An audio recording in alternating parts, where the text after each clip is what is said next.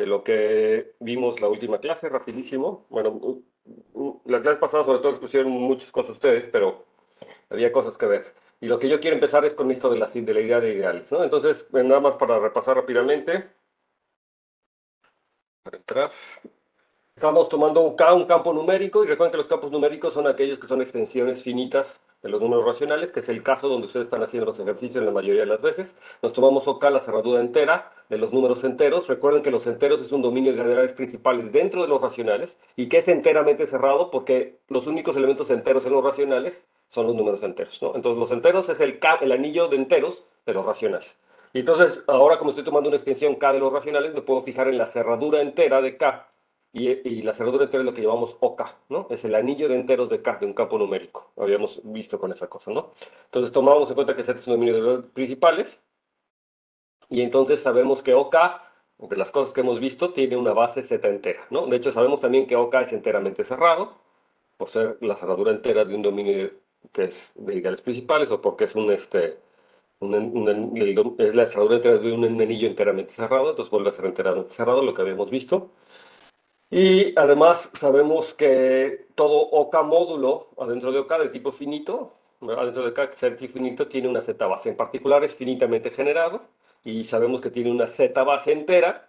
Y entonces eso quiere decir que mi módulo se escribe, o todos los elementos del módulo se escriben como una suma finita de ciertos elementos, alfa 1, alfa 2, alfa n, que son enteros, elementos enteros.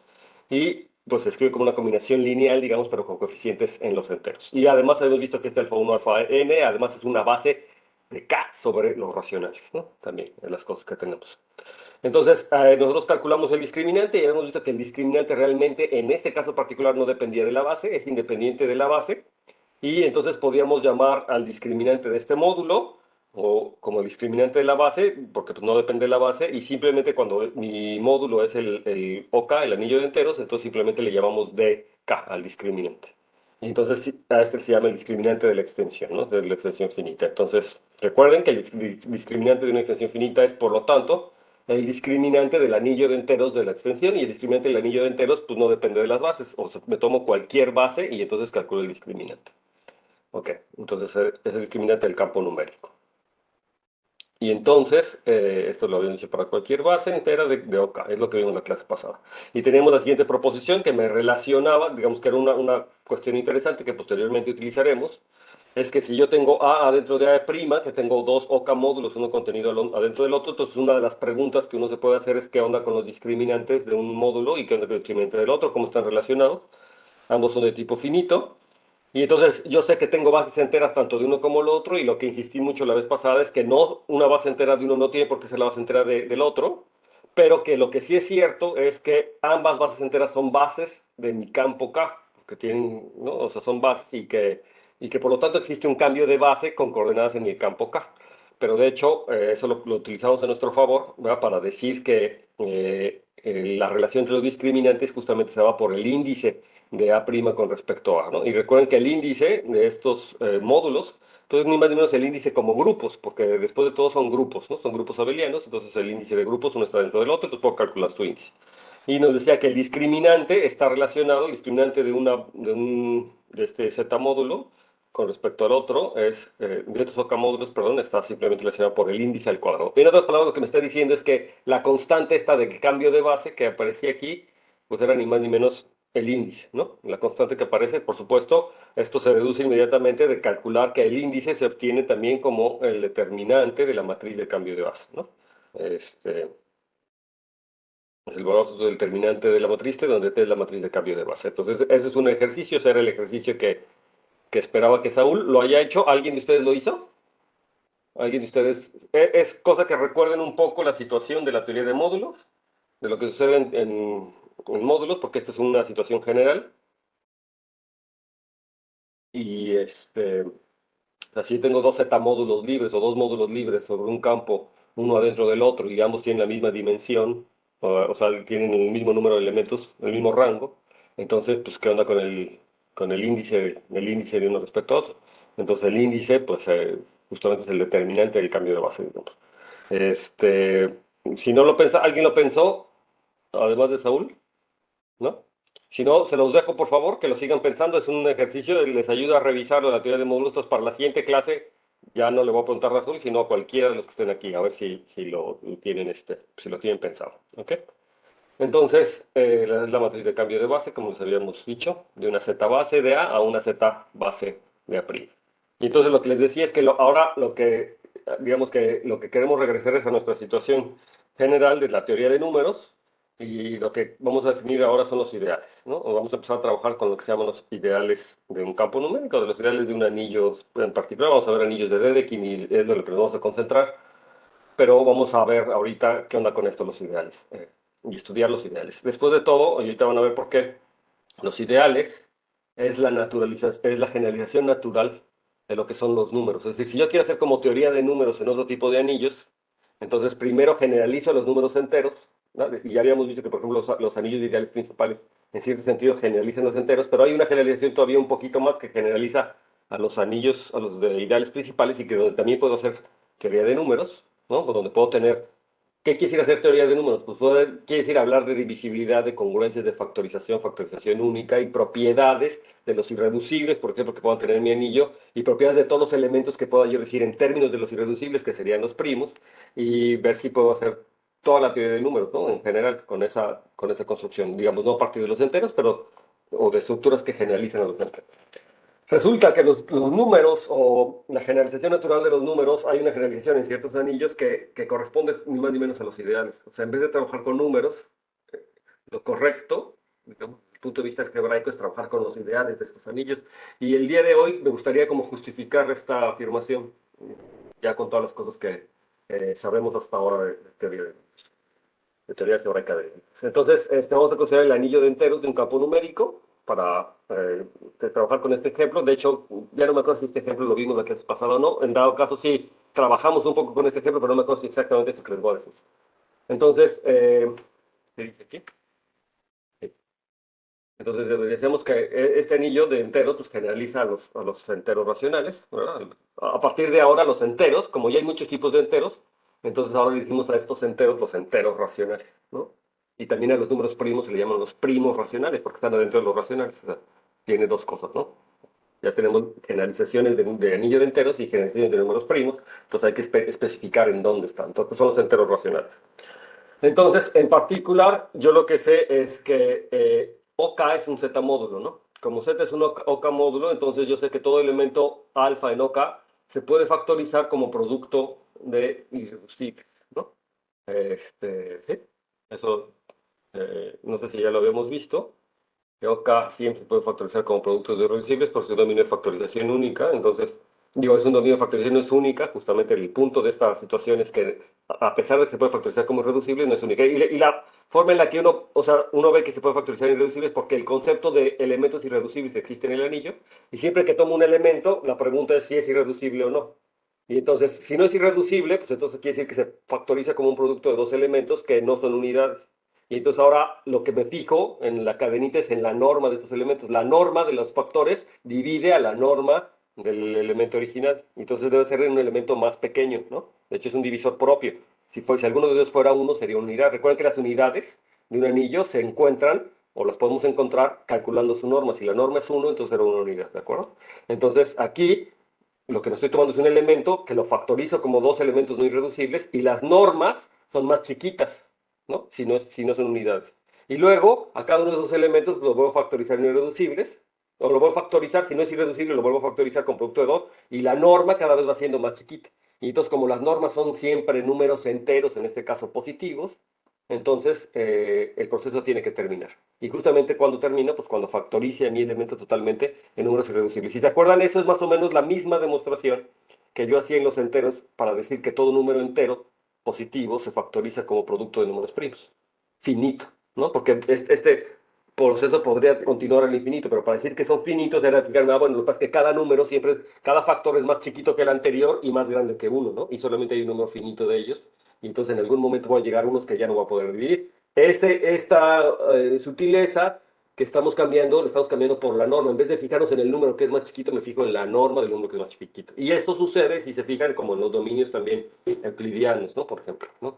Entonces, bueno, aquí estamos utilizando la norma como una medida de referencia para garantizar que vamos a acabar. Entonces, de hecho, siempre todo elemento alfa lo voy a poder factorizar como irreducibles, como un número finito de irreducibles. Ahora, lo que no sabemos es la unicidad. No sabemos que sea único. ¿No? Yo sé que se factoriza, pero no puedo decir que sea de factorización única. Profesor, Sí, entonces, en cualquier anillo con norma, o sea, con norma que sea multiplicativa, ¿funciona eso? básicamente. Sí, básicamente. Porque es el mismo argumento, ¿verdad? Y siempre y cuando la norma de un factor, sí, que sea multiplicativa, ¿no? Justamente eso es lo que implicaría que la norma de un factor sea más pequeño que la anterior, ¿no? Que lo divida y que la norma sea positiva, estrictamente positiva. Y no hay que tener cuidado porque necesito que los valores de la norma sean un grupo discreto. Porque si imagínate que fuera continuo, pues que fueran números reales, completamente todos números reales y que no fuera discreto, entonces podría acercarme a cero tanto como podría. O sea, podría ser una sucesión de normas infinito que se pegue a cero tanto como quiera y que no converja, ¿no? O sea, necesitaría una topología discreta o compacta, digamos, al menos para garantizar que siempre se va a acabar, como que esa sucesión va a tener. Y de hecho, esta compacta ni siquiera bastaría porque podría converger algún elemento, pero no necesariamente en un número finito de elementos, ¿no? Ya que la o sea, lo que estoy diciendo es que necesito una función a un grupo donde la imagen sea discreta. En este caso son a los reales o a los enteros, donde aquí como son enteros positivos, entonces pues, se acaba concretamente, ¿no? Se acaba concretamente. Se puede generalizar esta noción a otro tipo de estructuras, pero como les digo, no basta que sea una norma multiplicativa estrictamente, necesitaría que los valores de la norma sea un conjunto, un subconjunto discreto de los números reales positivos, por ejemplo, ¿no? Que no tenga puntos de acumulación, que no tenga puntos de acumulación y que solamente hay un número finito, ¿no? Para que yo pueda garantizar que voy a acabar, ¿no? Entonces, bueno, en este caso, de hecho, las normas de los números enteros siempre son números enteros, ¿se acuerdan, no? Las normas de los enteros algebraicos son siempre números enteros en esta situación, positivos, entonces a fuerza tengo que acabar. Entonces aquí tengo esa factorización. Entonces en ese sentido está padre porque es una factorización. Lo que no está tan padre es que posiblemente no tenga factorización única o en tal caso tengo que garantizar que existe o no. Tengo que ver. Y de hecho, como vamos a ver en el siguiente ejemplo, hay anillos que nos gustaría que tuvieran factorización única, pero que sorpresa no los tiene, ¿no? Entonces voy a avanzar tantito para ver esto. Entonces, lo que decíamos que todo elemento alfa se puede factorizar con producto de irreducibles. Entonces, porque uno, si alfa es irreducible, ya acabamos, y si no, pues alfa se escribe como el producto de dos elementos, donde ninguno de los dos elementos son unidades, ¿no? Es lo que le estoy diciendo. Y entonces, pues lo que yo calculo es la norma de mis elementos o del producto, y entonces yo en particular veo que las normas cumplen esta relación, que la norma de los factores, alguno de los factores, ahí yo me agarré beta, pero podría haber sido gamma, es estrictamente menor que la norma de alfa y tiene que ser mayor que uno porque estoy suponiendo que no son unidades. Si fueran unidades sería uno y es estrictamente menor porque si fuera igualita, entonces la norma del otro sería uno, ¿verdad? Y entonces siempre puedo agarrarme uno de los dos donde se cumpla la desigualdad estricta.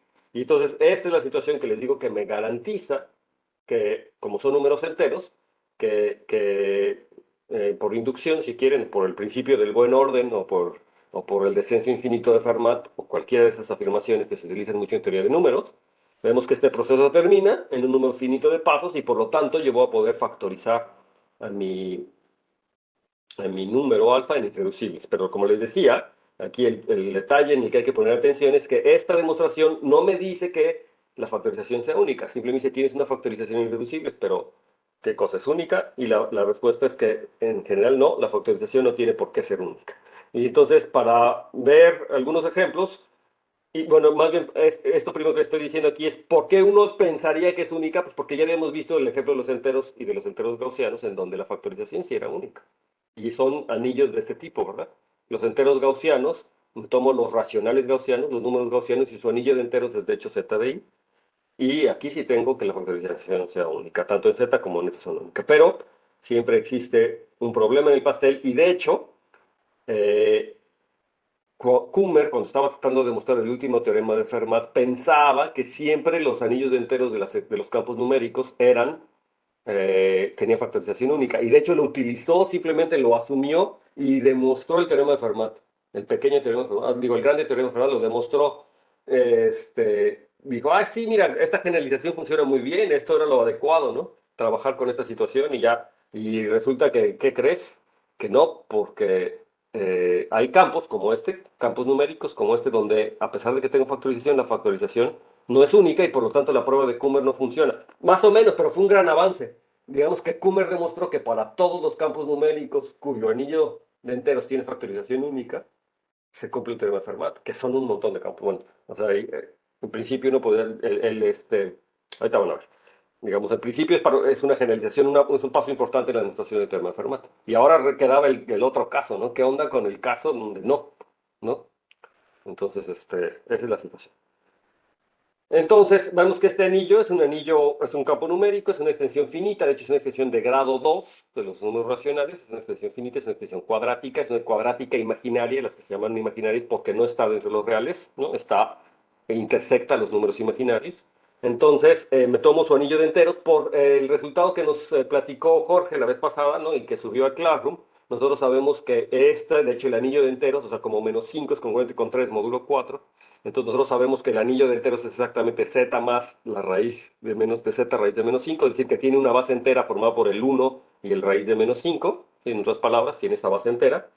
Y entonces, en este ejemplo, vamos a calcular a una factorización de 21, ¿no? Entonces 21 está aquí, que está en este anillo de enteros, pues por supuesto que están los enteros anillos adentro de OK, entonces 21 pues se factoriza como 7 por 3, como siempre lo habíamos imaginado, ¿no? Como sabemos. Pero, les digo, pues lo que pasa es que 21 también tiene otra factorización, que se factoriza como 1 más 2 raíz de menos 5 por 1 menos 2 raíz de menos 5, cosa que es muy fácil de que ustedes hacen, bien dándose cuenta que es una diferencia de cuadrados, y entonces calculan, hacen el cálculo respectivo y ya pues les sale que es 21, ¿no? O sea, es exactamente esa situación. Fíjense que entonces 21 lo estoy factorizando en este anillo de otra forma, pero aquí hay como ya le habíamos dicho en ZDI, ¿recuerdan? En el principio del curso hicimos como este ejercicio en ZDI y habíamos visto que había números, dos me parece, que podía factorizarse de dos formas distintas, o parecía que era 2 por uno como primo, pero el 2 se factorizaba de alguna forma y habíamos visto todos los números irreducibles y habíamos visto unas factorizaciones que pareciera que eran dos factorizaciones, pero finalmente no eran dos factorizaciones distintas porque los primos que aparecían eran asociados, es decir, difiere por una unidad, ¿de acuerdo? Entonces, una pregunta natural que uno se hace aquí es si esta factorización es esencialmente distinta. Es decir, ¿qué tal que 1 más 2 raíz de menos 5 es asociado en este anillo del 7 o del 3? Esa podría ser. Y entonces, en ese caso, la factorización sí sería única, o sea, no es esencialmente distinta. ¿Recuerdan esa discusión, verdad? ¿Sí, recuerdan? Que teníamos factorización y que decíamos, bueno, salvo unidades, es la misma factorización o no. Bueno, entonces vamos a ver bueno, por un lado, que todos los factores que aparecen aquí son irreducibles, o sea, eso es algo que queremos, ¿no? Porque si no son irreducibles, pues entonces ¿a qué estamos jugando? Tendrían que ser irreducibles por un lado. Y por otro lado, quisiéramos ver que pues, los factores, estos primos, los factores irreducibles que aparecen aquí, no son asociados. En particular, no tengo que ver que el 7 y el 3 no son asociados. O sea, lo que tendría que ver es que el 7 no es asociado a ninguno de los primos que aparecen en la otra factorización. Que el 7 y 3 sean asociados no podría estar tan mal, que tampoco lo son, pero realmente lo interesante para decir la factorización es única es que el 7 no es asociado al 1 más 2 raíz de menos 5, ni al 1 menos 2 raíz de menos 5, ni el 3, por supuesto, ¿no? Pero bueno, entonces para garantizar que existe factorización distinta. Y entonces lo que yo les digo, la idea de esto es muy sencilla, pero es una cosa recurrente que utilizan y que seguramente ya se enfrentaron ustedes en sus ejercicios, ¿no? A cómo demostrar que estas cosas no son asociadas. Entonces, por ejemplo, la primera cosa que hay que ver es que es primo o que es irreducible, ¿no? Y entonces, para ver que es irreducible, lo que tengo que ver es que si 7 se factoriza en OK como producto de dos elementos alfa y beta, entonces necesariamente algunos de estos factores tienen que ser una unidad. Y recuerden que para ver que es una unidad, pues lo que tendría que ver es que su norma es 1. ¿De acuerdo? Entonces, vamos a calcular sus normas. Entonces, por un lado, la norma del 7, ¿quién es? En este anillo, ¿quién es la norma del 7? 7 está en los enteros, está en el campo de base. Entonces, las normas son muy fáciles de calcular aquí, porque recuerden que además es una extensión de grado 2. ¿Verdad? Entonces es el número elevado al grado de la extensión, ¿sí o no? Si se recuerdan esto, ¿no? O si es muy fácil que lo calculen también a mano, ¿verdad? Y la norma del 7, pues tengo que fijarme en la matriz de la transformación lineal que se hace la aplicación lineal, que es multiplicar por 7, tomándome la base, y luego calcular la matriz y calcular el determinante. Pero en el caso del que los elementos estén en el campo base, era muy fácil porque me quedaba una matriz muy bonita, una matriz diagonal, que es la multiplicación por 7, y entonces el determinante es simplemente multiplicar 7 por 7, o sea, 7 al cuadrado, 7 al número de elementos que hay en la diagonal, o sea, 7 a la dimensión del espacio vectorial. ¿Sí? ¿Les queda claro? ¿Se acuerdan de eso, no? O sea, rápidamente lo dije, pero aquí la norma es de los elementos en el campo base, o es igual al número elevado al grado de la extensión. En este caso es 7 por 7, 49, ¿no? ¿De acuerdo? Entonces la norma la calculamos rápido, es 49. Y por otro lado, pues tendría que ser el producto de las normas, ¿verdad? Tanto de alfa como beta. Y ahora nada más recordamos que la norma de un elemento general se calcula como x cuadrada más 5y cuadrada. Para ver esto, tiene que ver que la norma es el producto de los conjugados. Pero hay dos encajes posibles, que es uno que manda raíz de 5 a raíz de menos 5 básicamente, ¿no? Aunque proviene de esa situación. Entonces, lo único que va a pasar, el otro conjugado de x más y raíz de menos 5 es x menos y raíz de menos 5. Y por cierto que ese es el otro cero del polinomio mínimo, ¿de acuerdo? De este elemento. Entonces es fácil que demos una fórmula general para la norma en este caso, porque es el producto de su número por su conjugado en el sentido amplio, ¿verdad? No me digan, es un conjugado complejo. Los conjugados complejos es un conjugado desde el punto de vista de la teoría de números, pero no todo conjugado es así. Los conjugados son las imágenes del grupo de Galois o del grupo de automorfismos o del grupo de encajes a la cerradura algebraica, recuerdan, ¿no? Con lo que hemos trabajado. En este caso es muy fácil, son las raíces, los conjugados siempre son las raíces del polinomio mínimo del elemento, entonces el producto de todos ellos me queda simplemente x cuadrada más 5y cuadrada. ¿De acuerdo? Entonces, esto es interesante porque, bueno, si yo tengo que esto sería la norma de alfa por la norma de beta, eso implica que la norma de alfa, como tengo que es 49, ¿verdad? Que es 7 por 7, y como estas ecuaciones, este producto ya vive en los números enteros, o sea, es un número entero multiplicado por otro número entero es igual a 49. Entonces, en los números enteros, pues 49 es 7 por 7. Entonces, o ambos son 7, o uno es 1, y el otro es 49, ¿verdad? Pero en todos los casos, alguno tendría que ser 1 o 7, ¿no? Esas son las únicas posibilidades. O es 1 o es 7. ¿Sí? Y entonces la pregunta es que si eso puede ser. En el caso de que sea 1, pues ya acabamos porque sería 1, 1 más menos 1, y acabamos porque sería una unidad de los enteros, ¿verdad?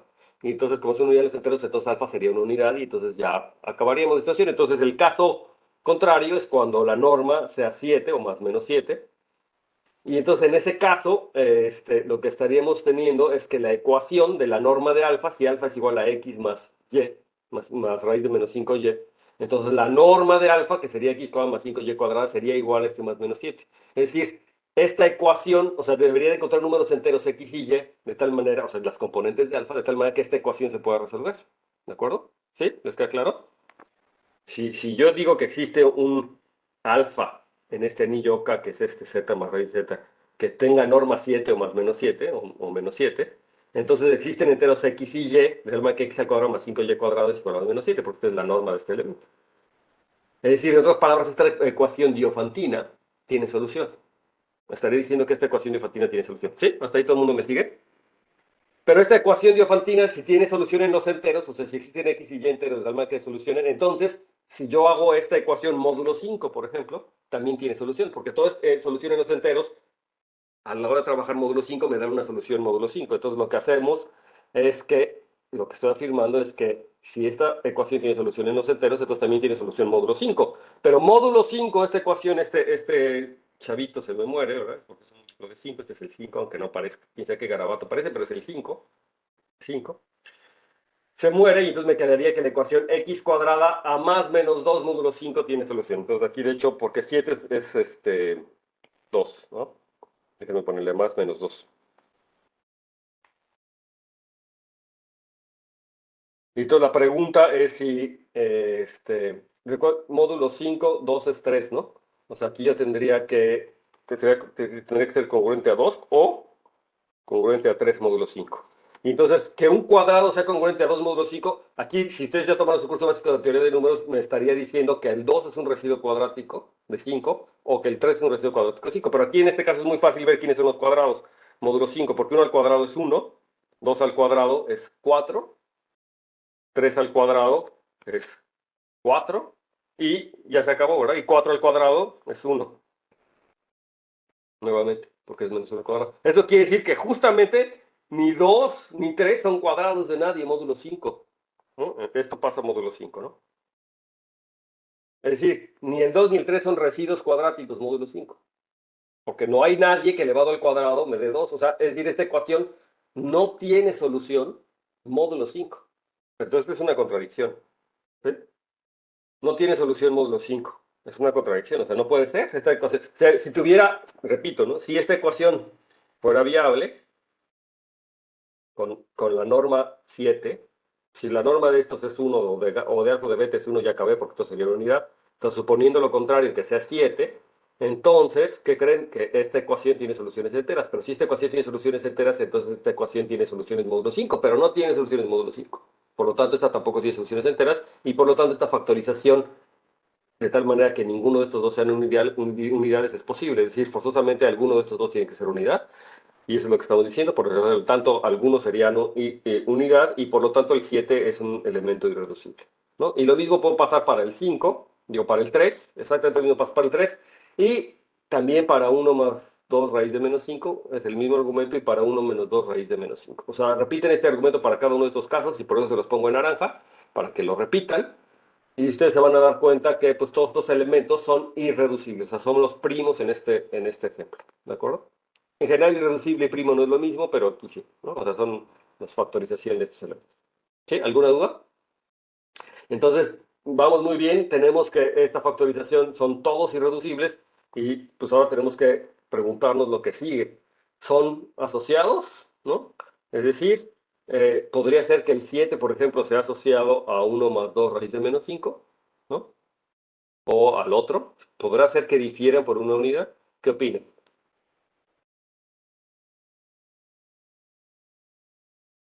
Yo creo que no, porque sus normas no concuerdan. O sea, no son iguales, porque la de 7 es 49 y la de otro es 21, en los dos casos creo que era. Exacto, esa es una razón, ¿verdad? Por ejemplo, si fueran asociados, diferirían por una unidad y las unidades tienen norma 1, ¿verdad? Y entonces, si yo hago, por ejemplo, si 7 por una unidad fuera 1 más 2 menos 5, entonces la norma de 7 por la unidad es la norma de 7, esa es 49, y la norma del otro es 21. Entonces, eso me diría que 41 es igual a 27, ¿no? Entonces, nada más por el puro argumento de las normas, pues no puede ser, ¿no? Porque no son asociados. Cualesquiera los elementos asociados tienen exactamente la misma norma. El libro da otro argumento, dice, bueno, si estos fueran asociados, entonces pues se difiere por una unidad, es decir, el cociente sería una unidad. Y aunque el cociente lo puedo calcular, por ejemplo, 1 más 2 raíz de menos 5 entre 7 lo puedo calcular, o es un elemento, pero no es un elemento que está en el anillo de enteros.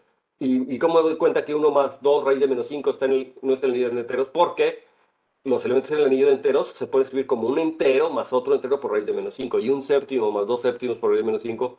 Y como son una base del espacio vectorial, entonces esa forma de escribirlos es única, porque uno podría decir, pero ¿qué tal que si hay dos formas de escribirlo? Pero como elementos en el campo, esa es una base, o sea, el uno y el raíz de menos 5 es una base, y por lo tanto la forma de escribir cualquier elemento es única. Entonces, si yo lo escribo de dos formas distintas en el anillo de enteros, pues también estoy escribiendo dos formas distintas en el campo. Es decir, al dividir entre 7 tengo 1 entre 7 más 2 entre 7 raíz de menos 5. Es la única forma de escribir a esa hipotética unidad o a ese hipotético elemento que debería existir. Y ese elemento no está en el anillo de enteros por la forma particular en la que tienen los enteros. Ese es el argumento que da el libro, digamos, en términos generales. Lo dice así muy rápido, pero es lo que quiere decir. Pero el argumento de las normas, de hecho, para mí me parece más natural, es el argumento que yo daría también, ¿no? Pues fíjate en las normas, es como dos elementos asociados deberían tener la misma norma, posiblemente difiriendo por un elemento que sea una unidad en el anillo. Fíjense que este argumento de que dos elementos tienen la misma norma solamente sucede en los campos numéricos o en los campos numéricos pasa, pero en general, como difieren por una unidad, entonces la norma de una unidad vive en el anillo de unidades del anillo base, ¿no? O sea, cuando yo empiezo con un anillo de unidades principales, por ejemplo, los campos de fracciones, me fijo en extensión finita, me fijo en la cerradura entera de A, entonces, y si yo tengo estas normas, etcétera, entonces ahí tengo que tener cuidado, ¿no? En general. Bueno, pues la respuesta es que no, y ya lo dijo Jonathan. Estamos en campos numéricos, entonces todo bien. Ah, pero, Sí. ahora, con el libro se refiere al NURBS, o sea, estamos siguiendo esta parte, el NURBS. Sí, este es del NURBS. Ok, gracias. Sí, el libro de Problems in Algebraic Number Theory, todos son sobre campos numéricos y no sé qué argumento de él. Algún argumento, sí, estoy casi seguro que este argumento, este ejemplo es como de base, ¿no? Todos los libros traen este o uno muy similar, ¿no? Y ese argumento, creo que debe ser exacto con raíz de -5 porque es en el que se dieron cuenta que no era de factorización única, ¿no? Entonces este ejemplo es como el de base, ¿no? Es el primero, ¿verdad? Es el primero donde no es de factorización única. Ok, entonces 21 se puede factorizar de dos formas esencialmente distintas, es lo que estamos viendo, y entonces esa es la gran noticia, porque sí, o sea, sí tengo factorización, pero la factorización es única, y de hecho, yo no les presenté, ¿verdad? La demostración de Kummer, o sea, cómo utilizando factorización única se puede ver, yo podría demostrar el teorema Fermat. A ver si a ver, lo podría hacer yo o lo podría hacer alguno de ustedes. Ver cómo con la factorización única, en este caso, yo podría tener la demostración del teorema de Fermat si la factorización fuera única. También es una cosa que viene en la motivación de cualquier libro de teoría de números, más o menos. Por ejemplo, en el de Marcus debe de venir. En el Marcus de Number Fields lo voy a buscar y se las voy a poner. A lo mejor para no detenerme en eso, porque pues es más motivación, sí, les voy a poner a ustedes que ustedes lo lean, ¿no? Y entonces en dado caso que me la platique. No sé si el libro de Problems in Number Theory lo tiene. También puede ser que aparezca ahí porque es una motivación muy natural. Bueno, no, yo no me acuerdo haberlo leído en ese Ok, libro. entonces se los voy a poner. Se los voy a poner para que lo lean en clase, ¿ok? Y vean cómo con factorización única yo podría más o menos deducir esta situación. Entonces, la cosa es que aquí Kummer, por supuesto, no se rindió. O sea, una vez que vieron que no era de factorización única, en esas épocas los números complejos también habían sido una invención interesante, ¿no? Y fíjense cuál fue la filosofía de los complejos, ¿no? Como la gente empezó a trabajar con o sea, los complejos empezaron a formalizar, pero como cuál era la cosa con la que la gente utilizaba los complejos, ¿no? Decían, bueno, la ecuación x cuadrada más uno o ciertas ecuaciones cuadráticas no tienen solución. Pero si yo supongo que tiene una solución, ¿no? O sea, por ejemplo, la ecuación x cuadrada más 1, supongo que puede tener una solución. De repente resulta que puedo hacer integrales complejas de círculos y me salen cosas y me salen resultados que son ciertos. Y que pasé por ese número imaginario, de alguna manera, por suponer que tiene solución, y que calculé las integrales de línea y me dio un resultado que antes era muy difícil de calcular. Por ejemplo, para integrar 1 entre x cuadrada más 1 sobre un círculo de los complejos, ¿no? Entonces, ¿ustedes ya estudian variable compleja? ¿O análisis complejo?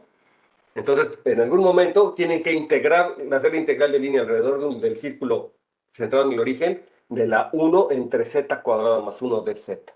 Y ese es un problema, ¿no? Pero cuando yo supongo que existen los complejos, yo puedo factorizar 1 entre z cuadrado más 1 como 1 entre z menos i por 1 entre z más i y hacer fracciones parciales, integrar y luego me da el valor de la integral por fracciones parciales y esos son muy fáciles de calcular, son logaritmos de no sé qué. Y entonces calculo esas integrales ahí rápido y sopas, me da 2pi, o sea, me da el periodo. Y entonces de repente estoy calculando, o me da, en ese caso ni siquiera es 2pi, me da algo muy fácil de calcular que de hecho se me cancela ahí. Y me sale un número real y me da un resultado correcto que por otros métodos es fácil, también se puede calcular, pero es más complicado que con la factorización de números complejos se me facilita. Es decir, si yo supongo que existen otro tipo de números, se me facilita la vida y entonces yo puedo de alguna manera entender ese tipo de cosas. Luego vino, o sea, eso era como magia, ¿no? O sea, como pásate a otro mundo que no existe y de repente funcionan las cosas.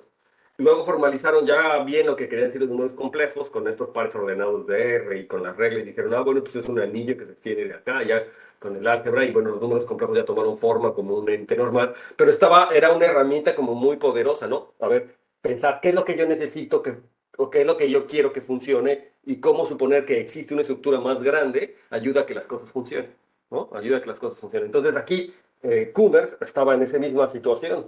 Aquí no hay factorización única, pero la idea de Kummer fue que la verdad es que debería de haber otra ente, debería haber otra cosa que generalice estos números, así como yo tengo una generalización de los números con el número imaginario, que generalice a estos números y que me resuelve el problema de la factorización. Concretamente, lo que dice el libro es que, inspirado en el descubrimiento de los números complejos, la idea de Kummer fue que los enteros en K deberían de poderse encajar en un dominio más grande de algo que él llamó números ideales. Debería haber, así como el número y era un número imaginario, pues este dijo, debe haber una cosa que se llame números ideales.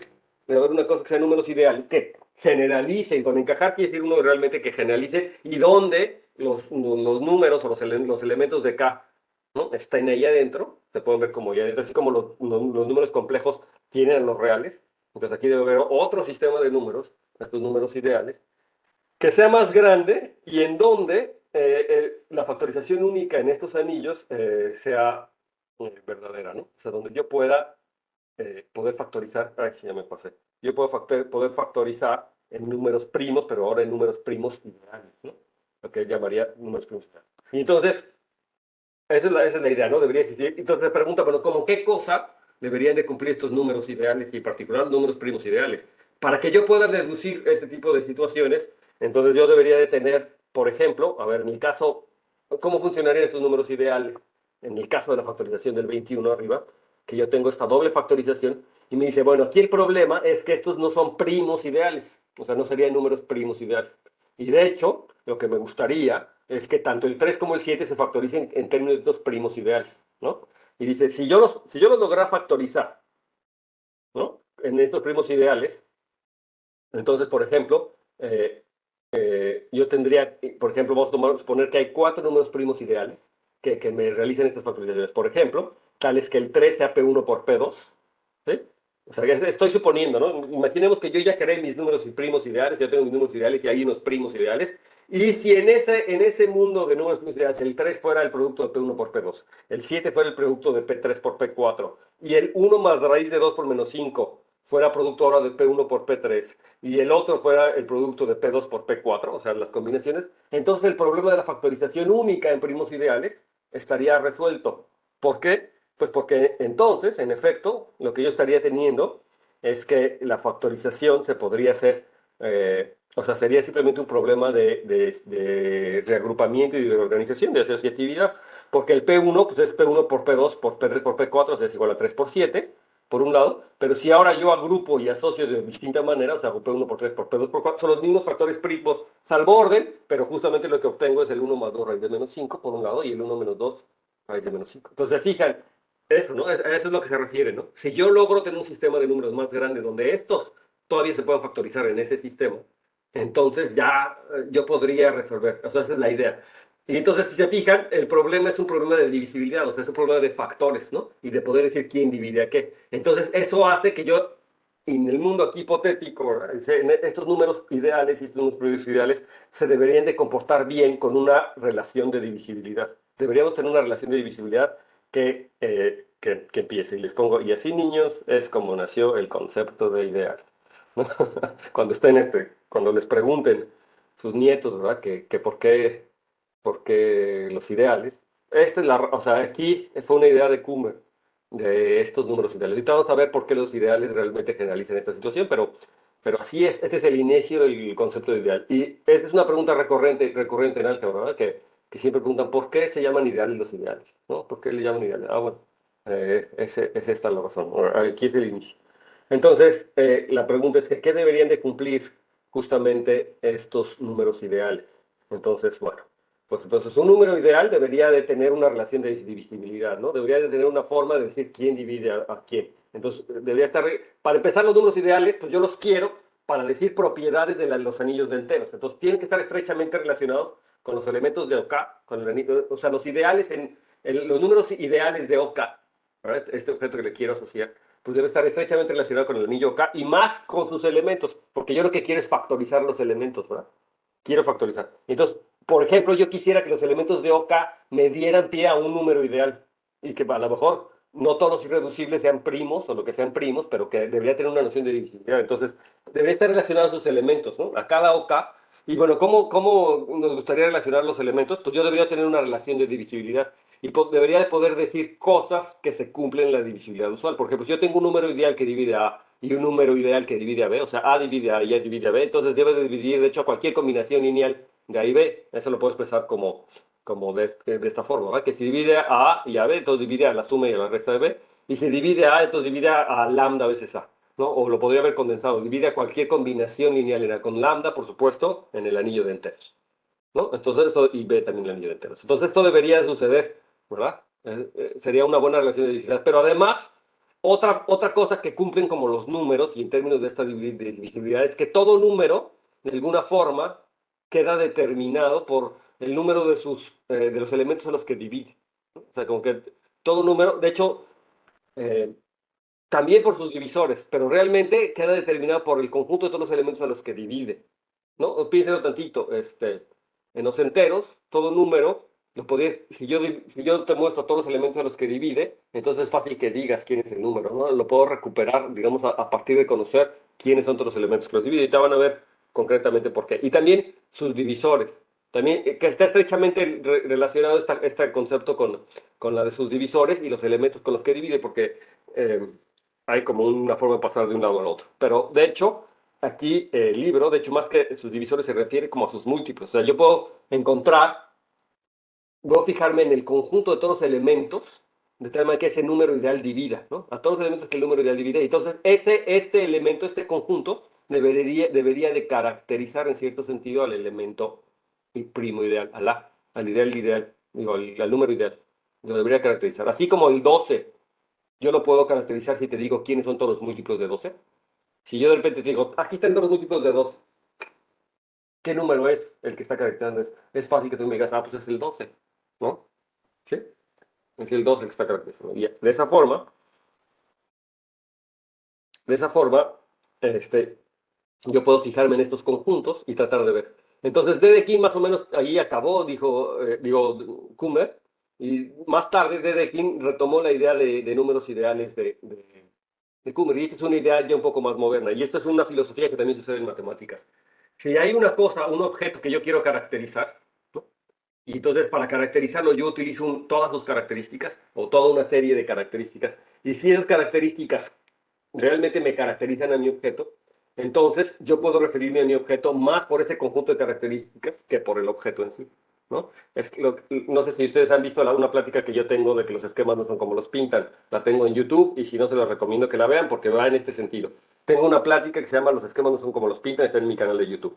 Se los recomiendo, tarea. Porque hablo del concepto de esquema, de lo que es esquema en geometría algebraica y de la generalización, cómo los esquemas, digamos, generalizan a lo que es un anillo también, ¿no? Lo que se entiende por un anillo. Los esquemas afines, digamos. Y entonces justamente la idea es que si yo quiero describir el color rojo, por decir de alguna forma, entonces en vez de decir el color rojo, yo te podría decir o mencionar todas las cosas en el mundo que son rojas. Y si yo te enuncio todas las cosas en el mundo que son rojas sin decir nunca la palabra rojo, estoy seguro que cualquier persona diría, tú lo que estás diciendo es el rojo. O sea, la característica en común que todos estos conjuntos de objetos que tú me diste tienen es que son rojas. Y entonces todo ese conjunto de objetos que son esas características clasifican en rojo. Y entonces yo, en vez de trabajar con la palabra rojo, podría trabajar con el conjunto de sus características. Y entonces darle atributos al color rojo en términos del conjunto de las características, ¿no? Es un poco medio filosófica la situación, pero más o menos así funciona en matemáticas. Eso es lo que hace un funtor de puntos, por ejemplo. Los funtores tratan de relacionarme unas cosas con otras cosas que son posiblemente características, ¿no? Esa es la idea general de los esquemas. Por eso les recomiendo ir a ver esa situación. Pero este es un ejemplo muy concreto de esa situación. Dedekind dijo, bueno, lo que necesitaba Kummer era encontrar estos otros números ideales que al parecer no los encontró. Es decir, no encontró cómo era la estructura realmente de eso, cómo eran los números, porque él quería como los números, ¿no? Así como el i, él quería encontrar el elemento i o quería el número, ¿no? Pero Dedekind dijo, bueno, lo que pasa es que si tú quieres caracterizar a números ideales por este conjunto, pues entonces vamos a tomarme mejor a estos conjuntos y trabajar con estos conjuntos. O sea, estos conjuntos son todos los que son múltiplos de tu número ideal. Aquí hay una contradicción, pero ¿por qué? Pues porque entonces no sé quién es el número ideal, o sea, no me los puedo tomar tal cual. Pero, ¿qué propiedades debería de cumplir uno de estos conjuntos que represente un número ideal? ¿Cuáles son las propiedades? Bueno, ya las dijimos aquí arriba. Realmente las propiedades que queremos es como estas, ¿no? Entender a todos los múltiplos de A, y entender a todos los múltiplos de A es una serie de características que son lo que determinan a los ideales. Porque recuerden que es un ideal. Un ideal es un conjunto con la propiedad de que si tengo dos elementos en el ideal, entonces su suma y su resta están en el ideal, ¿verdad? Y si tengo un elemento en el ideal, cualquier múltiplo está en el ideal. ¿De acuerdo? Entonces, lo mínimo que yo le debo pedir a estas cosas es que si tengo dos elementos, lo que pasa es que hay que entenderlo aquí. La relación de divisibilidad en este sentido se cambia por la relación de contención. O sea, un elemento divide A si solamente si A está en A, como ya habíamos visto al principio del curso con la relación de divisibilidad en anillos ideales principales. Yo tengo la relación de divisibilidad y esto, que un elemento A divide A, quiere decir que el elemento está contenido, o como lo vimos en ideales principales, si tengo dos ideales principales que A divide a B, entonces esto quiere decir que B está dentro de A. Entonces la relación de divisibilidad que estudiamos nosotros al principio del curso eh, generaliza o es lo que me da pie a tener una noción de, lo más bien la relación de contención en ideales que vimos, que era equivalente a la divisibilidad, es lo que me va a permitir hacer esta generalización ahora para estos otros ideales o para la definición formal de ideal. Porque estas situaciones, pues las puedo expresar nada más en términos de contenciones. Ahora, entonces, justamente, pues nosotros vamos a, es la definición de Dedekind de ideal. Dijo, bueno, pues si yo no tengo los números ideales, pero sí tengo conjuntos como estos, que les voy a llamar ideales, pues lo único que le voy a pedir a los ideales es que sea un conjunto de elementos de tal manera que la suma y la diferencia, la suma y la diferencia de elementos de aquí esté aquí, y que si yo tengo un elemento aquí, entonces cualquier múltiplo vuelve a estar aquí. Y esos conjuntos, ya no tengo el número ideal, pero ese conjunto va a ser como el equivalente a un número ideal. ¿No? Es lo que yo esperaría. Fíjense que los ideales principales, pues son ideales que sí tienen a un número ahí concretito, pero el resto de ideales, en principio, el resto de ideales, a menos que sea de ideales principales, pero un ideal normal, pues ya no tengo el número ideal tal cual. Pero si yo a ese ideal lo manejo como si fuera un número, como si fuera un ente, un ente así, tengo formalizaciones matemáticas. Entonces se está generalizando a los números usuarios, porque a cada número me puedo fijar en su ideal principal. Cada número le asocio su ideal principal, que es un ideal. Y hay más objetos, todavía hay más ideales, hay todavía más números ideales. Bueno, desde aquí le llamó simplemente ideales, ¿no? A los conjuntos que cumplen esta característica, que es lo que uno estudia en álgebra normalmente. Y también ahí nuevamente uno, ¿por qué se llaman ideales? Pues es esta la razón.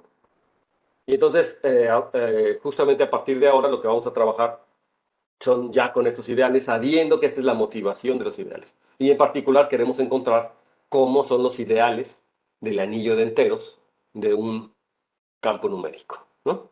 En particular, pero realmente lo queremos hacer con toda generalidad como habíamos hecho antes, ¿no? Entonces, lo primero que nos queremos ver es que algunas de las propiedades que cumplen los ideales y que son también consecuencias de lo que ya hemos estudiado, pero que hacen al anillo de enteros, de campos numéricos, muy parecidos a los números enteros, en cierto sentido, ¿no? El anillo K es noetheriano, es enteramente cerrado, como ya hemos visto, y todo ideal primo es maximal. Entonces aquí estamos introduciendo una serie de conceptos que yo no estoy seguro que ustedes conozcan. ¿Hay alguno de estos conceptos que no conocen?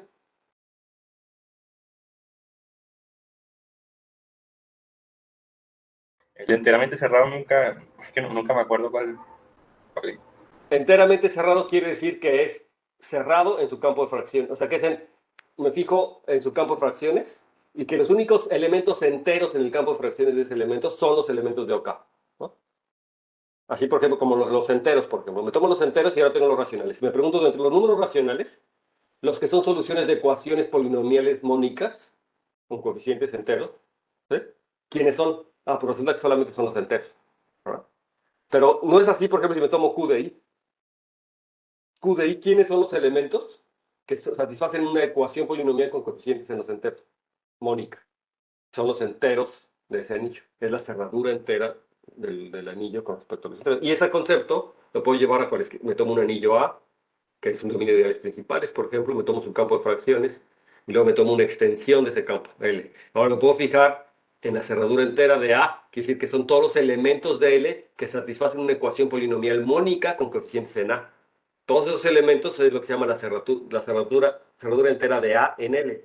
Y un campo, un anillo es enteramente cerrado, un dominio entero B es enteramente cerrado, si los elementos en su campo de fracciones que son enteros sobre B son solamente los de B.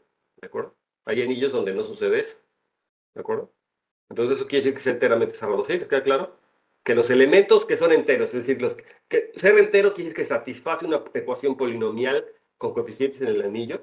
O sea, ser entero sobre A quiere decir que satisface una ecuación polinomial con coeficientes en A mónica, o sea, con su término principal 1. Si satisface ecuación se dice que es entero sobre A.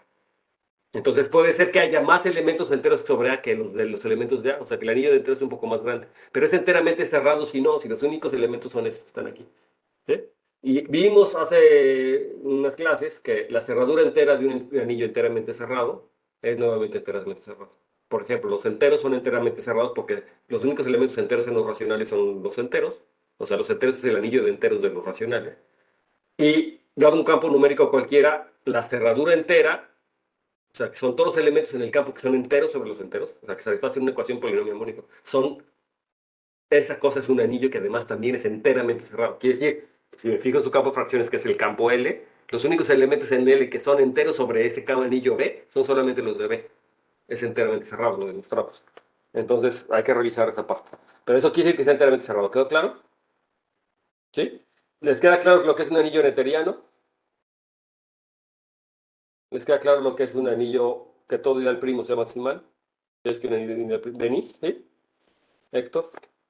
No sé si aquí está, no los veo todos. No sé si están todos aquí. Eh, yo nada más veo cuatro por lo pronto. Está. Pero bueno, esa es la situación, ¿sí? Entonces, nada más porque lo vamos a recordar, o vamos a ver algunas propiedades, que un anillo sea neteriano, quiere decir que todo ideal es de tipo finito, o sea que todo ideal es finitamente generado. Y equivalentemente, quiere decir que si yo tengo una cadena creciente de ideales, etcétera, entonces esta idea es estacionaria y eso quiere decir que a partir de un cierto momento todos los ideales son iguales. O sea que las cadenas crecientes son... Y esta es una equivalencia también fácil de demostrar que posiblemente pues estaría bien que la, que la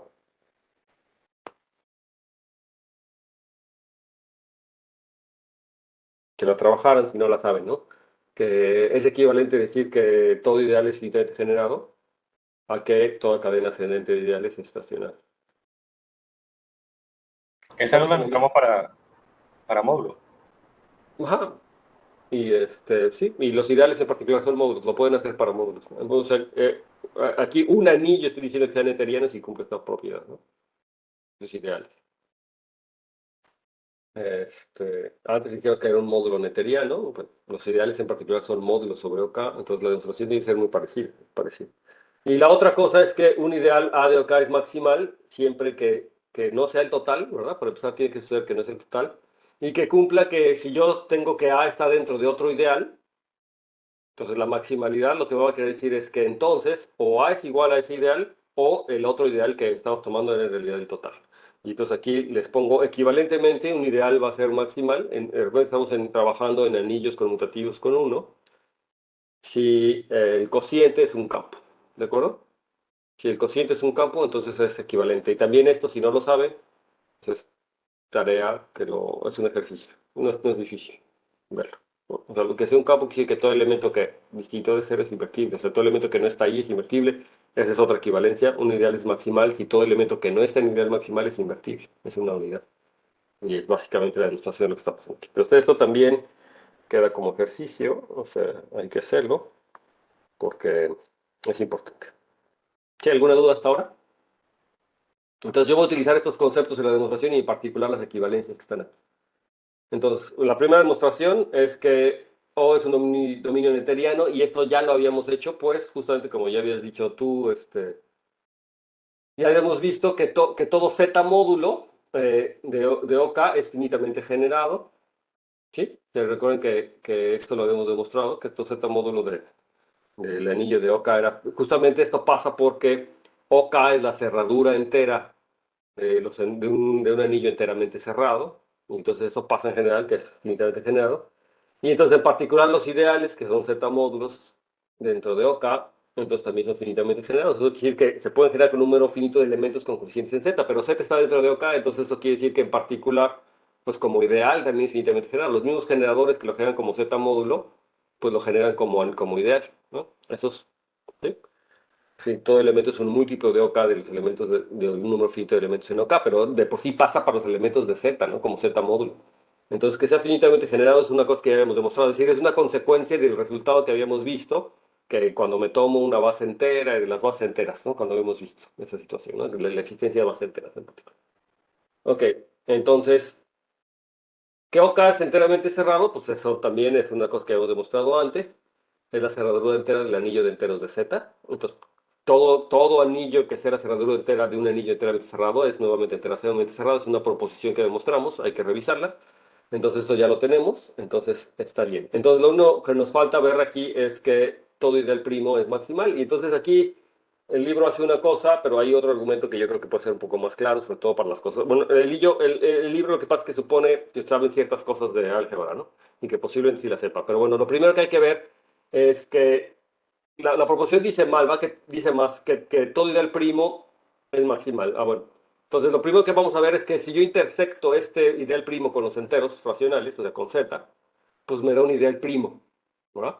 Y entonces, y de hecho, me da un ideal primo distinto de cero, es decir, el ideal primo generado por un número primo, de verdad. Los ideales primos en los enteros son el cero y los que son generados por un ideal primo, de verdad, por un primo, de verdad. Entonces, lo que estoy diciendo es que de hecho es un ideal primo, pero no, además, aquí le puse por lo tanto, pero es un ideal primo, no nulo. Creo que eso es lo que dice, ¿va? Que si yo tengo P un ideal primo no nulo, entonces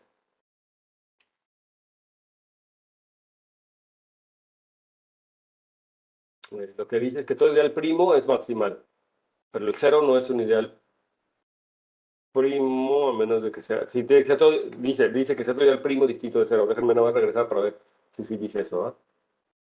Y todo ideal primo es maximal. Y aquí déjenme, este fue mi culpa, porque todo ideal primo distinto del ideal cero. Pues lo que pasa es que cuando estoy trabajando en un dominio entero, el cero es un ideal primo, ¿de acuerdo? Y ese no es maximal. No tiene por qué ser maximal, a menos que sea un campo. Entonces todo ideal primo distinto del cero es maximal, porque si no tengo ahí el contraejemplo del cero. Y entonces justamente es lo que está pasando acá. Entonces falta ver que todo ideal primo, y aquí nuevamente tendría que decirle distinto de cero, distinto del ideal cero, ¿verdad? Es maximal. Ok, y entonces ahora sí. Entonces me tomo primero la intersección, entonces es un ideal primo de z y hay que ver que este ideal primo es distinto de cero también, en lo entera, por lo tanto sería el generado por un primo p, y eso ya demostraría que en particular p está en el primo grande p, o sea, este p chiquito que aparece aquí, el entero p, pues estaría en el p grande p, y entonces este ideal no es cero, no puede ser cero. Bueno, el argumento sí. Entonces, no lo puse. Que p intersección z es un ideal primo en z es inmediato, ¿verdad? Pues sí, porque si a por, que es un ideal es clarísimo, ¿verdad? Es un ideal es claro. Y ahora que es primo, también es muy claro porque si A por B está en P, intersección Z, entonces son enteros, de tal manera que A por B están en P, entonces quiere decir que o A está en P o B está en P porque P es primo, pero A está en Z, entonces o A está en P intersección Z o B está en P intersección Z, entonces es un ideal primo de todas a todas, que es un ideal también es inmediato. Y entonces nada más hay que ver que es no cero, eso es realmente lo interesante para demostrar que es igual a P, ¿no? Y aquí, para ver qué es no cero, utilizamos la parte de la enteridad. No se los dejé, pero no lo puse, pero a ver si se les ocurre rápidamente ahorita. ¿Cómo es que yo puedo ver que no es cero? O sea, me tendrán que mostrar que hay un elemento distinto de cero allí en ese ideal.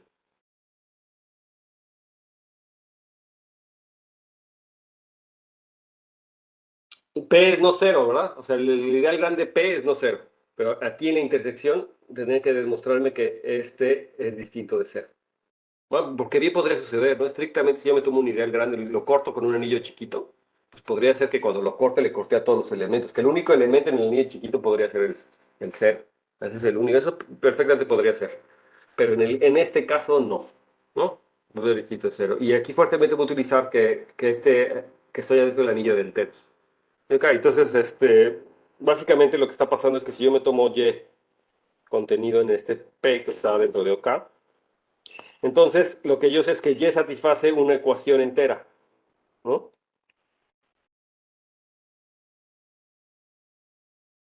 ¿De acuerdo? Y donde los as, is están contenidos en Z. O sea, eso quiere decir que satisface una ecuación entera, ¿verdad?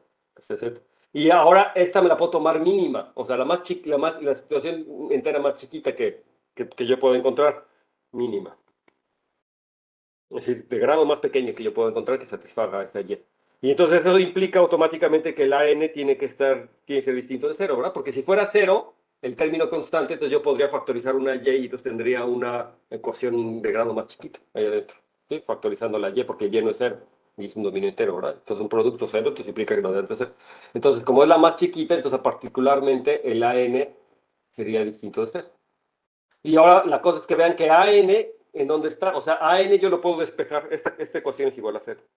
Y entonces el AN yo lo puedo despejar, y entonces me queda que sería esta suma que está aquí. El AN me queda esta suma de los primeros términos, excepto el AN. Pero Y está en P, entonces todas las potencias de Y están en P, entonces toda esta suma está en P. Eso implicaría que el AN esté en P, ¿verdad? Y, por supuesto, el AN, porque es un coeficiente, está en Z, o sea que está en AN intersección Z. Y AN es distinto de Z. ¿De acuerdo? Entonces, este AN es un elemento que está en AN intersección Z, que es distinto de cero, por lo tanto vive en ideal generado por P. ¿De acuerdo? Es una característica importante. También, si yo me tomo un elemento entero, ¿verdad? Un elemento entero, o un primo, me tomo un elemento entero que está en un ideal primo, entonces el término constante es un múltiplo el término constante de la ecuación entera mínima, el término constante es un elemento que vive, o sea, que está que es múltiplo de P, ¿de acuerdo? Es un elemento que vive que es múltiplo de P. Eso es una cosa interesante que hay que notar. Eso es lo que estamos diciendo aquí básicamente, ¿no? Me tomo la ecuación entera de ese elemento Y que vive en un ideal primo P. Entonces el término constante está en el primo P. Eso es algo que sirve, por ejemplo, si yo le doy un ideal primo cualquiera. Ese ideal primo se dice que está sobre el primo P, este que está aquí. Este ideal primo está sobre el primo P. ¿Por qué? Lo voy a dibujar aquí, ¿no? Rápidamente. O sea, yo lo que tengo es OK y tengo los enteros aquí adentro, ¿no? Entonces yo me tomé un primo P aquí y aquí abajo, si yo lo corto con Z, o sea, lo intersecto con Z, me da el ideal generado por P, que es igual a P intersección Z. Entonces, este primo P está sobre el ideal primo P. Está sobre. ¿Sí? ¿Lo ven? O sea, es como que está sobre ese. También hay una interpretación geométrica. A la hora que yo me tomo los espectros, geométricamente es un punto que está sobre el primo P. O sea, eso es realmente lo que está pasando, ¿no? O sea, yo voy a tener el espectro de OK sobre el espectro de Z. Se lo digo a Jorge, a los estudiantes de posgrado. Y entonces, esa es una situación geométrica. Y si me tomo el primo P, la imagen inversa o la imagen en la fibra, quiere decir que en la fibra está este primo P mayúscula. En la fibra de ese objeto en la geometría, con todos los espectros. Entonces, es un objeto en la geometría que está realmente sobre eso, geométricamente. Pero, digamos, la razón así algebrista, pues es que también pasa esta cosa, ¿no? O sea, el OK está sobre los enteros y el primo P está sobre este número P, ¿no? Entonces decimos que este primo grande P está sobre P. Entonces muchas veces cuando yo les doy un número, les doy un ideal primo, vamos a pensar, por ejemplo, en Z, que no es primo en este caso, pero, o sea, por ejemplo, Q más 3i en QI, Q más 3i en QI. Ahí está, entonces, 1 más 3i en QI, o los 2, no sé, un número. Me fijo en el ideal generado por eso. Y entonces digo, este cuate debe de estar sobre un número primo en los enteros. Está sobre un número primo en los enteros, porque es un ideal primo. Me tomo un elemento irreducible, es un ideal primo, tiene que estar sobre un primo entero. En este caso no es, pero tómense un factor irreducible en QI, uno de los factores irreducibles. Entonces, ese me genera un ideal primo en QI, los enteros gaussianos. Entonces, ese debería estar sobre un entero, ¿no? Sobre un primo entero, sobre un ideal primo entero. ¿Sobre quién? Ese sería un problema. Pero este resultado me está diciendo, pues tómate el elemento y fíjate en su ecuación entera. Si te tomas su ecuación entera y te fijas en el término principal, entonces, digo, en el término constante, si esa es la ecuación entera mínima, el término constante tiene que ser un múltiplo del primo que estás buscando. Entonces, si quieres saber entre qué primos está, pues fíjate en los divisores primos de AN. Y entonces debería estar, de hecho, debería estar sobre uno de esos primos. ¿Sí lo ves? Sí, sí, sí, ven cómo sería el procedimiento. O sea, sí lo podría. Me gustaría haber tenido un ejemplo concreto ahorita, pero se me acaba de ocurrir que esa situación la pueden hacer, entonces no preparé el ejemplo, pero así como les digo, tómense un anillo de enteros, tómense un elemento irreducible, fíjense en el ideal que genera, es un ideal primo. Y ahora la pregunta es, ¿ese primo sobre quién está? ¿Sí? ¿Sobre quién está? Entonces, pues esa es la situación. Tómense un elemento, fíjense su... ¿Ok? Lo que acabo de hacer. Ok. Muy bien. Entonces, la otra cosa es que Z está dentro de OK. Y por lo tanto, entonces, como la intersección es P, entonces el número primo P o el ideal generado por P está en este primo P y aquí en el lenguaje que nosotros ya estamos diciendo, diríamos que el primo P mayúscula o el primo P caligráfico divide al ideal primo generado por P, ¿no? Esa sería la situación en términos de divisibilidad. Pero entonces esto quiere decir que Z módulo P, este es más o menos el argumento que del libro, que Z módulo P está dentro de OK módulo P, y OK módulo P es un dominio entero. ¿Por qué es un dominio entero? Pues porque P es primo. Una de las caracterizaciones de los ideales primos es que los cocientes son dominios enteros. Entonces, lo que estoy teniendo en realidad es que Z módulo P es un campo que está dentro de un dominio entero, y además este dominio entero, aquí les hice el dibujo de esta sobre, para que vean qué está pasando, que por qué se encaja el campo finito aquí. O sea, Z módulo P intersección Z se mete aquí. Pero el punto de todo esto es que este anillo es un dominio entero de tipo finito que contiene este campo, o Z módulo PZ. Y además que proviene de algo generado por los enteros, ¿no? De elementos enteros. Entonces es un FP módulo, es un espacio vectorial sobre el campo finito. Y, y bueno, eso implica que es un campo finito, o sea que es una extensión finita de FP. De hecho, lo puedo agregar un número finito de elementos de FP. Y eso implica pues, que es de la forma FP, FP, o sea, es del anillo FP de alfa con alfa un entero algebraico, y por lo tanto es un campo. Porque o sea, cuando yo le agrego es un campo. Es un argumento para demostrar que el cociente es un campo, ¿no? Que para mi gusto está muy sobrado. Bueno, simplemente utiliza el hecho de que ustedes saben algo de álgebra. Si saben álgebra, entonces tienen resultados, entonces lo pueden utilizar a grandes rasgos. Pero se puede demostrar sin necesidad de saber álgebra. Lo único que hay que ver es que todos los elementos que no están aquí en el ideal primo P son invertibles. O elementos, las clases que no son cero son invertibles, ¿verdad? Las clases de los elementos aquí que no son cero son invertibles, que es equivalente a tomarse un elemento en OK que no está en P y ver que es invertible. Pero entonces aquí la situación es esa. Nuevamente, vamos a tomar un elemento en la clase de Y, distinto de cero, aquí en el anillo O barrita, que así lo denotan, que es igual a OK módulo ideal P, ¿no? Al anillo de clase lo denotan con O barrita. Entonces Y barra es un elemento no cero. Eso quiere decir, Y es un representante, eso quiere decir que Y no está en P, ¿verdad? Que no sea cero quiere decir que Y no está en P. Pero si Y no está en P, pero Y es entero, eso sí está en OK. Entonces Y satisface una ecuación polinomial como la que habíamos visto antes. Igual a cero, donde esta cosa ya no es cero, es una unidad, de hecho. El A, como el A está en los enteros, en los racionales debe ser una unidad y no está en P. Entonces ahora ya voy a poder factorizarla aquí teniendo que esto es igual a una unidad. O sea, si ahora yo despejo este término, lo paso para acá. Y entonces yo voy a poder factorizar ahora sí el Y de aquí, que me quede igual a una unidad. Entonces eso va a querer decir que el Y de hecho es una unidad, ¿no? O sea, o voy a poder dividir entre la N y me va a quedar igual a 1. Y entonces ese es un argumento que hemos utilizado muchas veces. Y entonces el YN va a ser una unidad. El YN barra va a ser una unidad. Tomando en cuenta que estoy en un dominio entero, ¿no? Porque la AK barra es un entero y la clase va a ser una unidad, resulta ser una unidad en el cociente. Y entonces eso ya va a implicar que el Y es una unidad, o sea, que básicamente el Y barra es una unidad en esta cosa. Y entonces quiere decir que todo elemento, por lo tanto, todo elemento que no está en P, con eso ya concluiríamos, ¿verdad? Que entonces el primo, este ideal P es primo, digo es maximal, porque todo elemento distinto es maximal, y por lo tanto el cociente es un campo. Pero bueno, más bien porque el cociente es un campo, entonces cada uno de esos es maximal.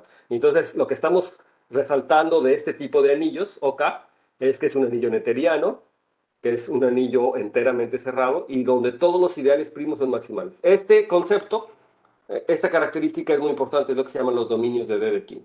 Son lo que estudió Dedekind, y estos son los famosísimos dominios de Dedekind. Y los que cumplen esta propiedad, lo que estamos diciendo en particular es que todo anillo de enteros de un campo numérico es un dominio de Dedekind. Pero por supuesto hay más dominios de Dedekind, ¿no? O sea, lo que demostramos con esto es que todos son dominios de Dedekind. No sé si ya para la demostración, nada más para terminar, ya me pasé un poquito, pero les dejo la definición. La siguiente clase vamos a empezar con eso, pero justamente la definición de dominio de Dedekind es exactamente esto que les acabo de decir, ¿no? Que cumpla es un dominio meteriano enteramente cerrado, que es un dominio entero de tal manera que todo ideal primo es maximal.